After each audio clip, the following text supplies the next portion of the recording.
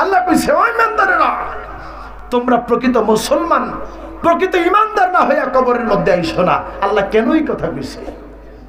আমার নবী আম্মাজান আয়েশা সিদ্দিকা রাদিয়াল্লাহু তাআলা আনহুর হুজরা মোবারকের মধ্যে প্রবেশ করেছেন। আম্মাজান আয়েশা সিদ্দিকা বলে, রাসূল আয়েশাই, এই নবী আয়েশাই আমার কোলের মধ্যে মাথা দিয়ে দিছে। রাসূলুল্লাহ কোলের মধ্যে, আমার কোলের মধ্যে মাথা দিয়া আবার রাসূল ঘুমিয়ে গেছেন। তো আমি রাসূলুল্লাহর চেহারা মোবারকের দিকে তাকাচ্ছি। আম্মাজান আয়েশা সিদ্দিকা বলেন, আমার রাসূল এমন একজন নবী যেই রাসূলের জিসিম মোবারক থেকে নূর বাহির হইতো। নবী কি আপনার মতো আমার মতো? একটু আস্তে বলবেন, আপনার মতো আমার মতো? রাসূল কি মাটির নবী না নূরের নবী? বলতে হবে সকলে আওয়াজ দিয়ে, মাটি না নূর? রাসূল কেমনে নূর? রাসূলকে আল্লাহ নূর দিয়ে দুনিয়াতে পাঠিয়েছেন। আম্মা জান আমিনা বলেন, যেই দিন আমার সন্তান দুনিয়ার মধ্যে আগমন করলো, সেই দিন আমার সন্তানের জিসিমের আলোতে আমি শাম এবং সিরিয়ার দাল কোঠাগুলো দেখতে পাইছি। যেরকম সুবহানাল্লাহ। এমন একজন রাসূল, যে রাসূলের দেহ মোবারকের ছায়া মোবারক পরে নাই। লাম ইয়াকুন লাহু সাল্লাল্লাহু আলাইহি ওয়াসাল্লাম জিল্লুন ফিস শামসি ওয়ালা কামার লিআন্নাহু কানা নূর। রাসূলুল্লাহ যখন চন্দ্র এবং সূর্যের আলোতে হাঁটতেন, আমার রাসূলের ছায়া মোবারক পড়তো না, কারণ আমার রাসূল হলেন নূরুন আলা নূর। সুবহানাল্লাহ। আম্মা জান আয়েশা সিদ্দিকা বলেন, আমার কোলের মধ্যে রাহমাতুল লিল রাহমাতুল লিল আলামিন কোলের মধ্যে শুয়ে রয়েছেন। রাসূলুল্লাহ ঘুমায় গেছেন। আমি আয়েশা রাসূলুল্লাহর দাড়ি মোবারকগুলা এইভাবে হাতাইতেছি দৌড়তেছিলাম। এমন সময় আমি তাকায় দেখি আমার রাসূলের কিছু দাড়ি মোবারক পেকে গেছে। আমি আমার নবীরে যে সময় দেখলাম রাসূলুল্লাহর দাড়ি মোবারকগুলা পেকে গেছে, থাকতে পারতেন না। কথাগুলো শোনেন বাজান। আম্মা জান আয়েশা সিদ্দিকার চোখ মোবারকগুলা দিয়ে পানি পড়তেছে। টপ করে আমার রাসূলের চেহারা মোবারকের মধ্যে এক ফোঁটা পানি পড়ে গেছে। রাসূলুল্লাহ তাকাইছে, আয়েশা আয়েশা তুমি কি কাঁদতেছো? ইয়া রাসূলুল্লাহ আমি কাঁদতেছি আপনি রাসূলের জন্য। কেন, আমার কি হইছে? কেন কাঁদতেছো তুমি? আমি তো সুস্থ। ইয়া রাসূলুল্লাহ ইয়া হাবিবাল্লাহ, আপনি নবীর দাড়ি মোবারকগুলা পাইকা গেছে গো। আপনি মায়ের নবী বুঝি আর বেশি দিন আমাদের মধ্যে থাকবেন না। ইয়া রাসূলুল্লাহ নবী গো, এই জন্য আপনি মায়ার নবী বুঝি আপনার উম্মত গুলানরে সুখ সাগরে বাসায়া চইলা যাইবেন। আমার নবী ডাক দিয়া কই, আয়েশা আমি মায়ার নবী তোমার কাছে একটা প্রশ্ন করতে চাই। আম্মা জান আয়েশা সিদ্দিকা কই, ইয়া রাসূলুল্লাহ কি প্রশ্ন আপনি আমার কাছে করতে চান?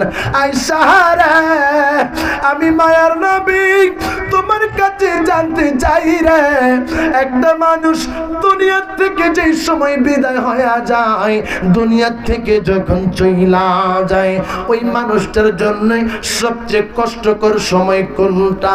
আরে বাবা, আমি আমার মায়ের ইন্তেকালের সময় মায়ের পাশে ছিলাম।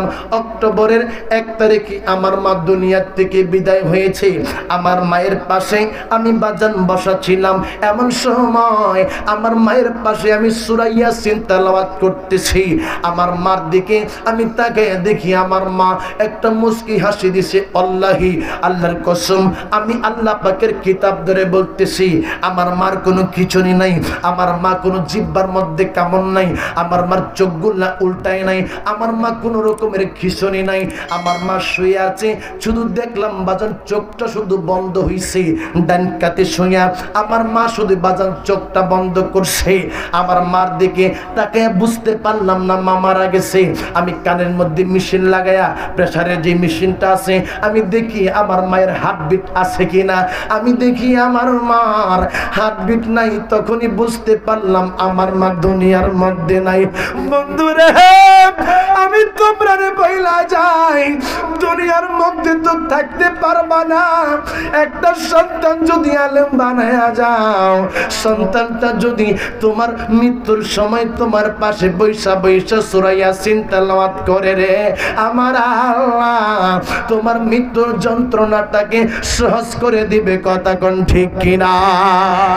আয়েশা আয়েশা রে আমি মায়ার নবী তোমার কাছে জানতে চাই, তুমি বলো না মানুষের জন্য কষ্ট কোন বিষয়টা? আম্মা জান আয়েশা সিদ্দিকা কই ইয়া রাসূলুল্লাহ, আল্লাহ এবং আল্লাহর রাসূলই ভালো জানে। আমার নবী কই আয়েশা তারপর একটু হিসাবটা মিলায়া বলো না। ইয়া রাসূলুল্লাহ নবী গো, একটা মানুষ যখন মারা যায়, মারা যাওয়ার পরে ওই মানুষটারে যেই সময় মানুষটারে ঘর থেকে বিদায় করা হয়, ঘর থেকে যখন মানুষটারে চিরদিনের জন্য কবরস্থানের দিকে নিয়ে যাবে, এমন সময় একটা মাইয়াতের জন্য বড় কষ্টকর বিষয়। আরে আমার এলাকার নাম কি? বাগাইয়া মুসলিম পাড়ার যুবকের দলেরা, এমন একজন মানুষ এখনো নাই যার কাছে আজরাইল আসবে না।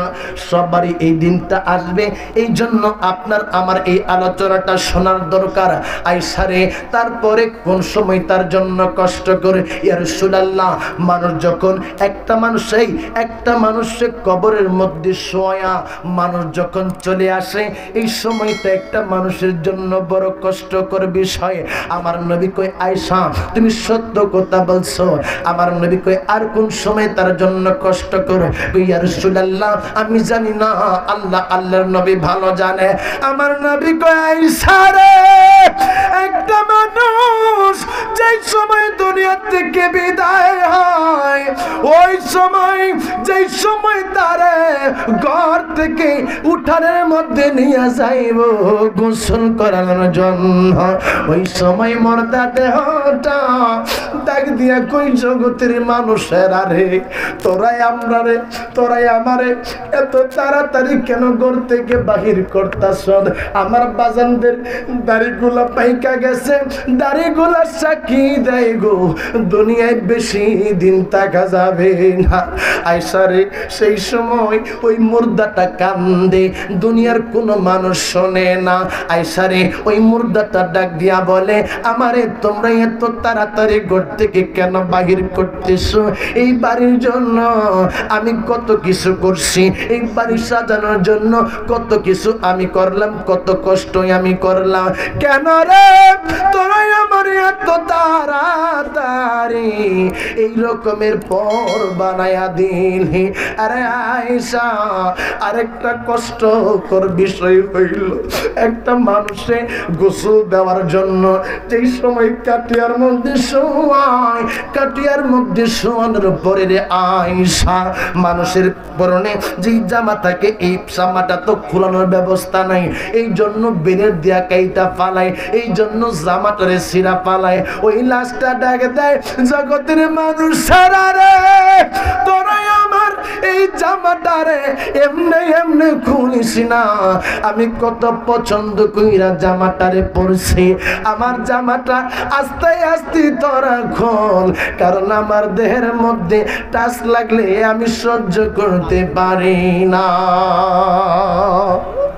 সাজিয়ে গো জিয়ে দে মোরে সজনী তোরা,